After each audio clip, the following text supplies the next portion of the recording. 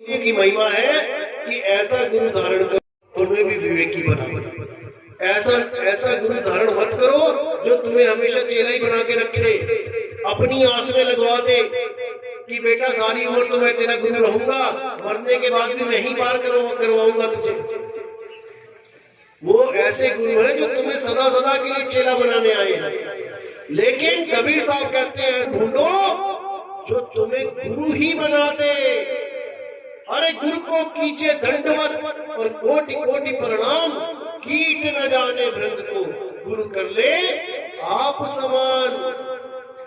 जब गुरु ने चेले को अपने समान कर लिया, अब गुरु को क्या जरूरत है वहां कुछ मदद करने की। यानी आपने कोई मोटर मैकेनिक का काम सीख लिया किसी गुरु से और उसने पूरा ट्रेंड कर दिया, जितना उसको ज्ञान था सारा दे दिया। अब चेला कहीं दूसरी जगह दुकान खोल के बैठता है, उसके पास कोई ग्राहक आता है तो चेला के गुरु के पास भागा जाता है कि गुरुजी ग्राहक आगे आ जाओगी मोटर मान दो जी। अरे भाई तुझे पूरा ज्ञान मिल गया, अब तुम डील करो कस्टमर के साथ। ऐसे ही कबीर साहब जब ज्ञान देते हैं किसी को तो वो दाव पेच सिखाते हैं। काल से जब आपका युद्ध होगा तो ये दाव पेच आपने ही खेलने हैं। तब आप कहोगे कबीर साहब आ जाओ मुझे बचा लो, वहां ये नहीं चलने वाला, क्योंकि सार शब्द ही वो दाव पेच है जिससे काल डरता है। इसीलिए साहिब ने बोला सार शब्द आए जही विधि हाथा, तेही विधि काल नवाबे माथा। अब किसी और गुरु को बुलाने की जरूरत नहीं है, जो विधि तुम्हें दे देंगे वही विधि तुमने अप्लाई करनी है और उसी विधि से काल तुम्हारे आगे माथा टेक देगा। नितिन नितिन करने की जरूरत नहीं पड़ेगी कि नितिन दास आएगा हमें बचाएगा, वो विधि तुम्हें बचाएगी। जैसे किसी तैराक ने अपने शिष्य को तैरना सिखा दिया और सिखाने के बाद वो चल बसा, अब उसके तैराक को उसके चेले को उठा के किसी ने समुद्र में फेंक दिया, अब वो गुरुजी नहीं चिल्लाएगा। अब वही ज्ञान जो गुरु ने दिया था वो वहां प्रकट होगा और वो अपने आप ही तैरना शुरू कर देगा, खुद को खुद से ही बचा लेगा, खुद ही तैर के अपने आप को वो खुद बचाएगा। लेकिन ज्ञान आधार से जो उसने अपने गुरु से प्राप्त किया, तो उसके गुरु ने उसे खुद गुरु बना दिया और वो अपने आप को तारेगा। तो यहाँ पर कबीर पंथ में जो असली कबीर पंथ है, जो 13वां पंथ बताया कबीर साहब ने, उसमें भाई आपने ही गुरु हो जाना है, दुनिया के नहीं, अपने गुरु हो जाना है, खुद ही तैर के खुद को बचाना है। क्योंकि भवसागर नाम इसीलिए रखा गया है क्योंकि भवसागर में चला नहीं जाता, भवसागर में तैरा जाता है। और तैरना एक कला है जो बिना गुरु के नहीं आती, इसलिए गुरु करना बहुत जरूरी है। जितने भी लोग बैठे हैं ऐसा बिल्कुल नहीं है कि सबको तैरना आता है, कुछ को तैरना आता होगा, कुछ को नहीं आता होगा, लेकिन सबने ही एक नदी पार करके जाना है जिसे भवसागर बोला गया है। भवसागर एक नदियां बहते हैं, माया दे है बोर, यानी माया डुबो देगी, मुसाफिर जाग जरा तेरी गठरी में लागा चोर। जिसने तो तैरना सीख रखा है उसको कोई डर नहीं है, वो उस नदी को पार कर लेगा। और जिसने तैरना नहीं सीखा एक कदम भी आगे नहीं बढ़ पाएगा वो, क्योंकि नदी में चला नहीं जाता, नदी में तैरा जाता है। इसलिए बोला गया है कि बिना गुरु के कोई पार हो ही नहीं सकता, क्योंकि गुरु ही तैरना सिखाएगा और गुरु ने तैरना सिखा दिया। अब आप पूर्ण हो गए, अब आप प्रैक्टिस करो और निकल जाओ, बस इतना सा खेल है। लेकिन इसी धर्म को धंधा बना के ऐसे ऐसे गुरु बने बैठे, चौका आरती करवाओ जी 51,000 की, 21,000 की, 1,00,000 की, उठा के पान पत्ते लेते हैं, उसमें मेवा डाल के तुम्हें खिला देते हैं, पान खिला के कहते हैं तुम्हें पान परवाना मिल गया, अब तुम अमर हो गए हो, अब तुम्हारा काल कुछ नहीं बिगाड़ सकता। ऐसा मूर्ख बना दिया इन लोगों ने जन समाज को कि कबीर साहब भी हंसते होंगे ऊपर से देख के कि देखो पान खिला खिला के मुक्ति दे रहे हैं। जबकि पान परवाना क्या है? पान का मतलब होता है पान करना। जैसे हम जल पान ग्रहण करते हैं, किसी दुकान पे लिखा है जल पान ग्रहण। अब तुम जाके वहां को भैया एक तंबाकू वाला बढ़िया सा पान लगा देना, वो कहेगा पागल है क्या? जल पान का मतलब पान थोड़ी नहीं है। जल पान का मतलब है खाने पीने का सामान मिलता है यहाँ पे। तो पान हो गया चरणामृत जो आप धारण करते हो नाम दीक्षा लेते हुए, और परवाना होता है संदेश। परवाना होता है संदेशा, जो छाप लगाई जाती है नाम दीक्षा के वक्त। ये संदेशा दिया जाता है कालदूतों को कि इस जीव पे उंगली मत रख लियो, ये मालिक का जीव है, इसने पान और परवाना ले लिया है, अब बाल बांका नहीं हो सकता इसका। तो ये सब भेद की बातें केवल कबीर साहब के असली पंथ में पता लगती है, नहीं तो लोग पान खिला खिला के मुक्ति करवा देते हैं। तो इसी के साथ आज का सत्संग यही विराम देता हूं। और जो प्रथम दीक्षा वाले हैं वो हाथ खड़ा कर दें। प्रथम दीक्षा वाले एक एक करके आप सारे आगे आ जाओ, उठ जाओ। हमारे सत्संग कब से चल रहा है? 2-3 महीने। हर चीज क्लियर हो गई है, समझ में आ गया सब? आप कहाँ से जुड़े थे पहले? 10 नामी। वो 10 नाम देते थे क्या? अब यहाँ भी 10 नाम मिलेंगे नहीं आपको, कोई दिक्कत तो नहीं है? समझ में आ गया सत्संग? समझ रहे हो? आप कहाँ से जुड़े थे? सरवार। सरवार तो गुरुजी ने नाम दिया था, बोलने वाले दिए थे या सांसों वाले? मंत्र दिए थे जपने के लिए? पहले दिए थे कोई मंत्र, फिर वो मंत्र छोड़ने पड़ेंगे, छोड़ दोगी? आप कहाँ से जुड़े थे? एक ही। आप कहाँ से जुड़े थे? रामपाल जी से। कितने साल हो गए थे? 2-2.5 साल। हमारा सत्संग कब से सुन रहे हो? अभी मतलब आज ही सुनो और आज ही छोड़ दो रामपाल जी का। पहले सुना कि नहीं? क्या सुना ना? हाँ। कितना टाइम हो गया? 2-3 साल हो गए। आप साथ में? आप कहाँ से जुड़े थे? कब जुड़े थे आप? 5-6 साल हो गए। 3-4 साल पहले त्याग दिया मैंने उनको। अच्छा, 3 साल पहले त्याग दिया जब वो कांड हो गया। बिच्छू राज में गया हूँ मैं आपके पास। अच्छा। पहली दीक्षा वही थी? में आपसे मिला था, वहाँ सत्संग हुई, बैठे भी थे, आपने कहा मैं आऊँगा दे दूंगा। अच्छा। तब से 2-3 साल हो गए आपको ध्यान ही सुनता हूँ। चलो, समझ में आ गया?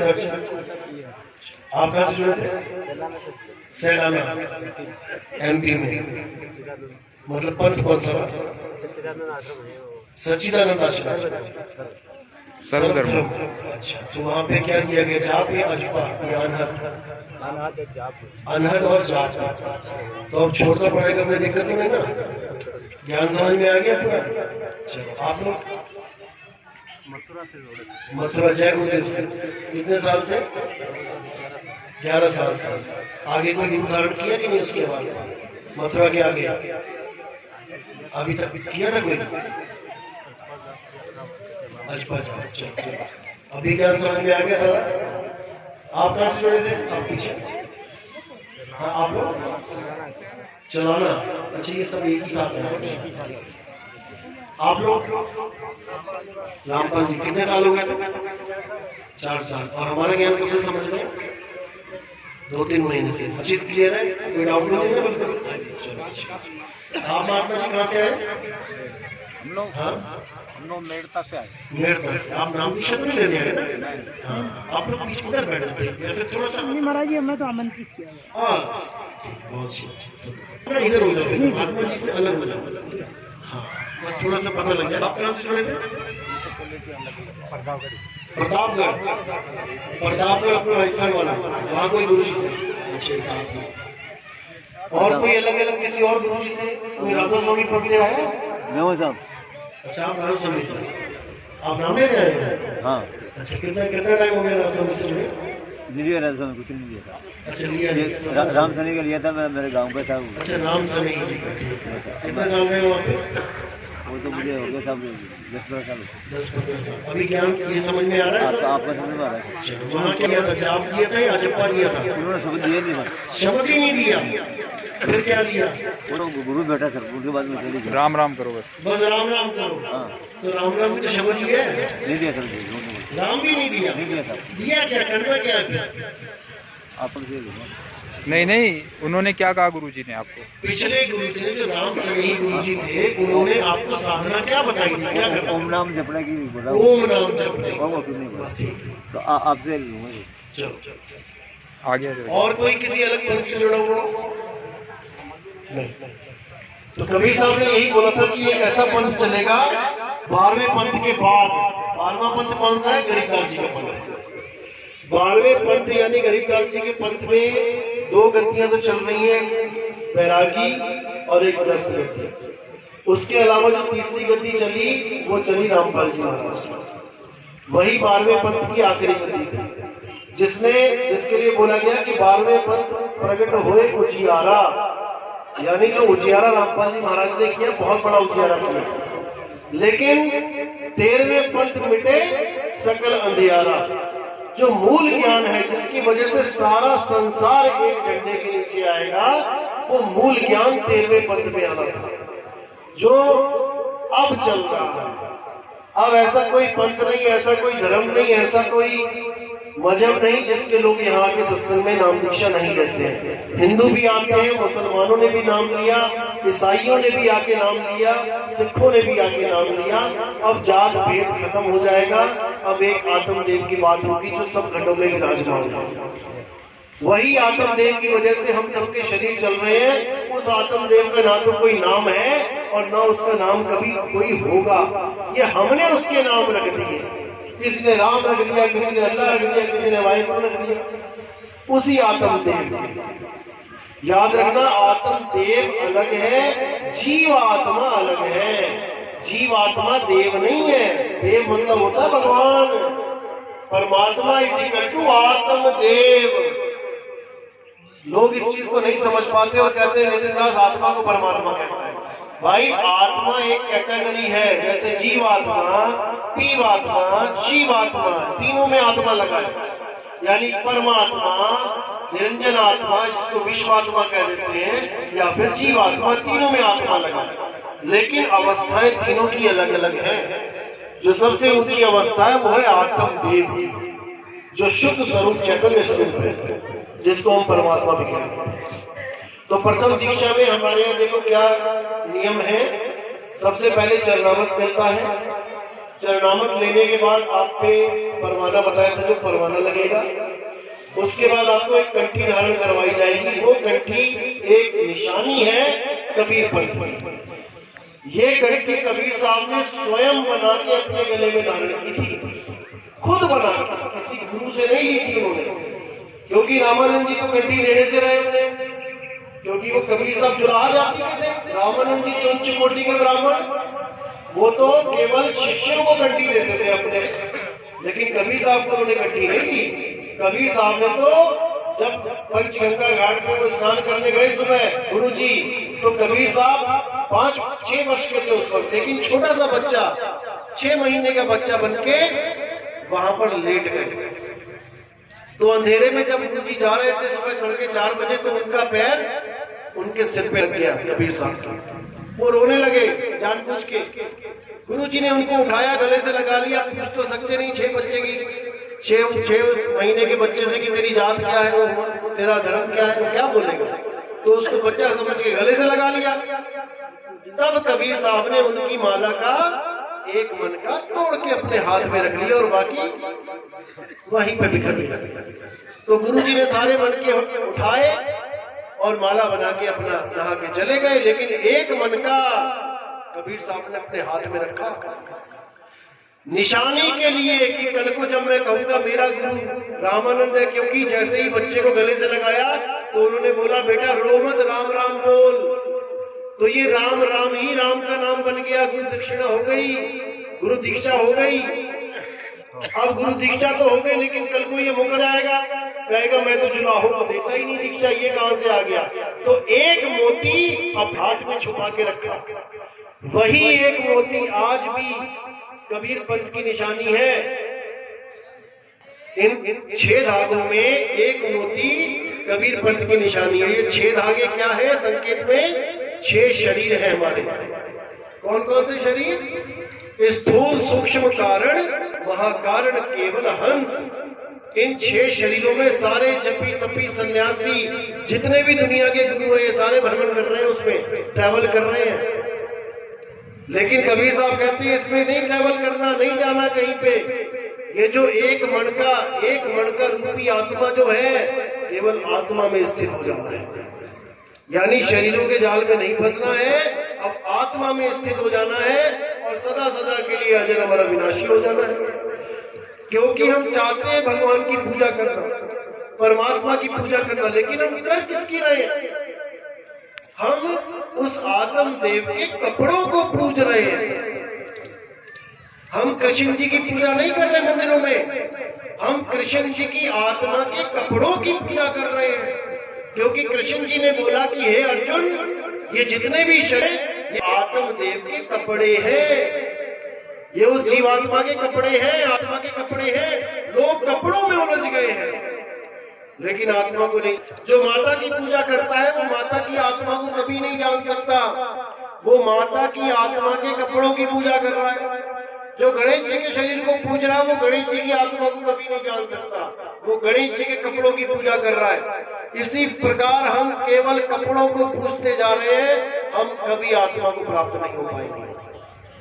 इसलिए साहिब ने बोला, जिसने अपनी आत्मा को जान लिया वो गणेश जी की, महेश जी की, विष्णु जी की, शंकर जी की, राम जी की, सबकी आत्मा को समझ जाएगा कि क्या है आत्मदेव।